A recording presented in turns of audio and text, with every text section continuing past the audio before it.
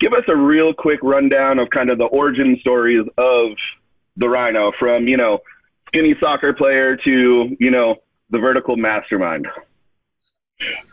Yeah, I got to college and I was skinny. I was a soccer player, weighed 140 pounds, and I wanted to be jacked. I couldn't even bench 135.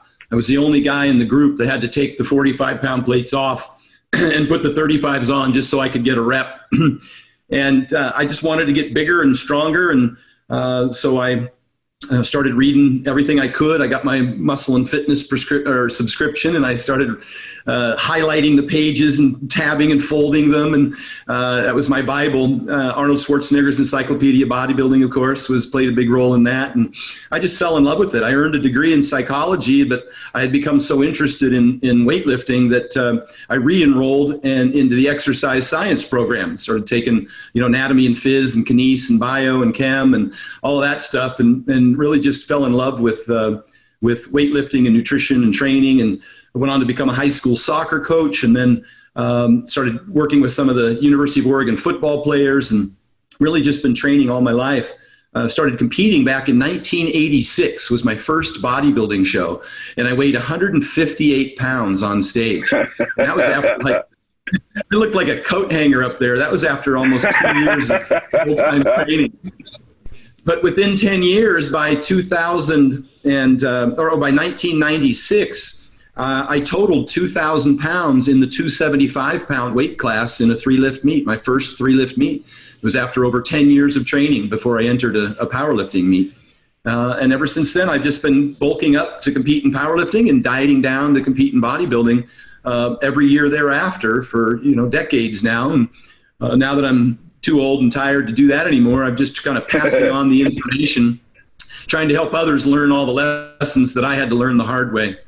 And that's the purpose of the Vertical Diet. It's really an ebook that talks through just every aspect of performance, from sleep, hydration, nutrition, digestion, hormone optimization, you know, obviously the training component. And so I compiled that so anybody who came to me and asked a question, I generally already had the answer. And I've been distributing that information now for a few years under the name The Vertical Diet. And it's been wildly successful. We have over 100,000 people worldwide that have unique visitors to username password access. And so we can see where people are coming from all over the world to read the information.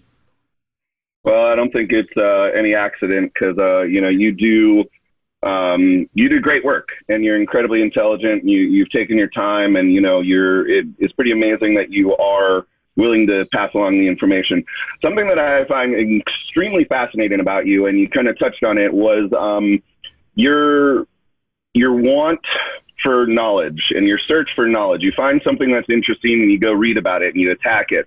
And something that I really, really love about you is sometimes you even skipped the first step of trying to read about it, and you actually went and trained with Flex Wheeler. You went and worked with, and then when you were injured, you went and worked with Mark Philippi.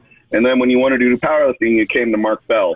Can you know, a lot of people always want to know how to start or how to do something or how to get better at something. How did you come to the conclusion that this was the best way for you to make the gains, to make the, you know, to get to your goals, to satisfy that kind of curiosity? You know, what is it that kind of starts that, lit that fire? And, you know, how did you kind of end up figuring that out? Well, I haven't been able to answer the motivation question. You kind of either are or you aren't. You know, it has to be something you're passionate about. And fortunately for me, I was so driven and I enjoyed lifting weights. Still to this day, I love to go to the gym and train. Particularly if I'm healthy and I'm prepared, then that session, that hour of is euphoric to me. That's the most enjoyable thing that I do. People always ask me, what do you do for fun? Well, that's what I do. I love to lift, and I have since I started touching weights back in 1985. And so that I can't answer for people. I can't, you know, Mark does a lot better job of motivating than me.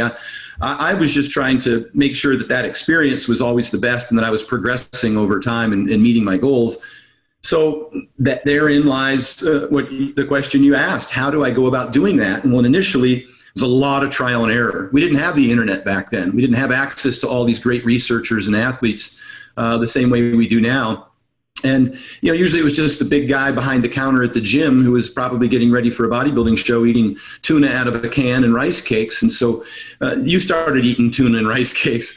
And it's just purely by trial and error that you discover over time that you're not going to grow that way. And you take advice from bigger people. I used to get in the car and drive down from Oregon to LA to Gold's Venice to watch them train, and obviously read all of their training routines and nutrition programs. And just applied them to myself as best I could. I bulked and dieted over and over and over again, year after year after year, multiple times a year.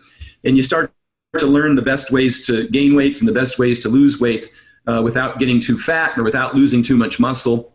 Over time, just from talking to lots of people and working with lots of really smart people and reading as much as I could, I think I settled in on a system that worked for me and the one that's worked for the athletes I've trained. And I'm still, like you said, I'm still chasing information. Last year I read the NSCA textbook and got my CSCS. I attend seminars and read information from all of the smart people in the industry, which we're fortunate to have now. There's so many, academically credentialed competitive lifters now that are devoting their entire lives to optimizing performance.